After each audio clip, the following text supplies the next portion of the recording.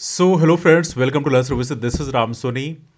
MPPSC के exam बिल्कुल नज़दीक हैं। एमपीपीएससी मेंस 2022 का है, फिर एमपीपीएससी मेंस 2023 का भी है, फिर एमपीपीएससी प्रीलिम्स 2024 का है। तो कई सारे एग्ज़ाम्स लाइन अप हैं बिल्कुल।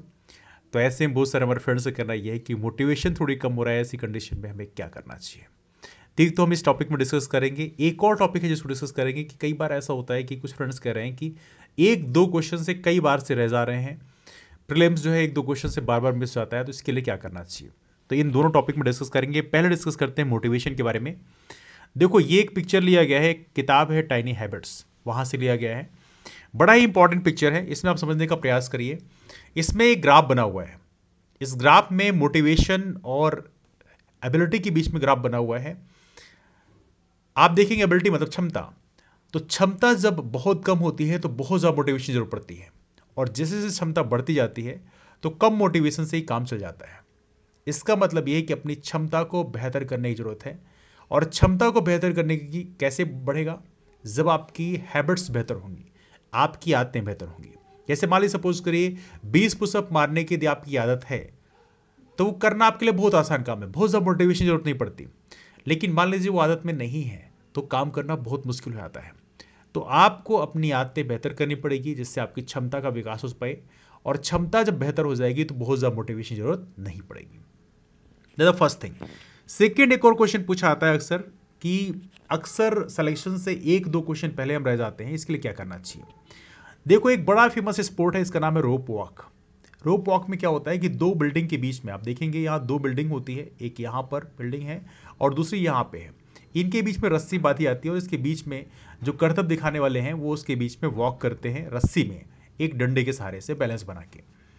आमतौर पे देखा गया है कि जो शुरुआत होती है यहाँ पे बड़ा स्मूथ होती है, आराम से चलते हैं क्योंकि उतनी हैबिट में उनके होता है।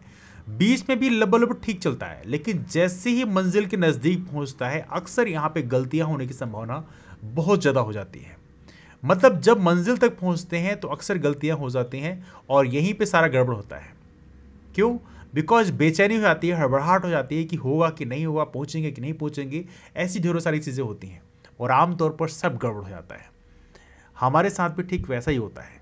हम लोग जब मंजिल की शुरुआत करते हैं, किसी भी मिशन की शुरुआत करते हैं तो बहुत स्मूथ रहता है, खूब मोटिवेशन रहता है। मिडिल में रहते हैं तब भी ठीक रहता है, लेकिन जब लास्ट में रहता है कि अब तो मिलने ही वाला है तो हड़बड़ाहट हो जाती है और इसके कारण गड़बड़ हो जाता है। आपको ऐसा नहीं करना है। ऑब्वियस सी बात है, यदि आप यहां तक पहुंच गए हैं, मतलब सिलेक्शन से एक दो क्वेश्चन पीछे हैं, इसका मतलब यह है कि आपके अंदर एफर्ट लगाने की प्रवृत्ति तो है, इसमें कोई शक की बात नहीं है। जिस चीज़ की गड़बड़ी हो रही है वह है हड़बड़ाहट। आप सिलेक्शन के पहले आप हड़बड़ाहट में आते हो कि मेरा होगा कि नहीं होगा, और ढेरों सारे प्रश्नों के कारण आपका जो परफॉर्मेंस है थोड़ा डाउन होता है और आप सिलेक्शन से बिल्कुल बाहर हो जाते हो। ये गलती नहीं करना है।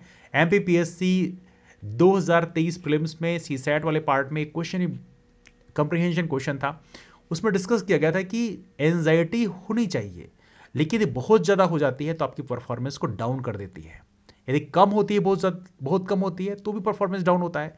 मतलब एक बैलेंस्ड एंजाइटी आपके अंदर होनी चाहिए, इसके कारण आपके अंदर सीरियसनेस रहे। लेकिन ज़्यादा बढ़ जाती है तो भी आपकी परफॉर्मेंस को डाउन कर देती है। इसलिए प्रयास करें कि बहुत ज़्यादा पैनिक मत होएं, अपनी परफॉर्मेंस पे यकीन करें, पॉजिटिव अप्रोच बनाए रखें और आपके सिलेक्शन के चांसेस बढ़ जाएंगे। तेरा डिस्कशन को वाइंड अप करते हैं। आप सभी लोगों को नए साल की ढेरों सारी शुभकामनाएं। आप लोग खूब तरक्की करें, खूब आगे बढ़ें। मुलाकात करते हैं फिर, तब तक के लिए bye bye, take care, have wonderful day, keep move forward and take care. That's all, thank you.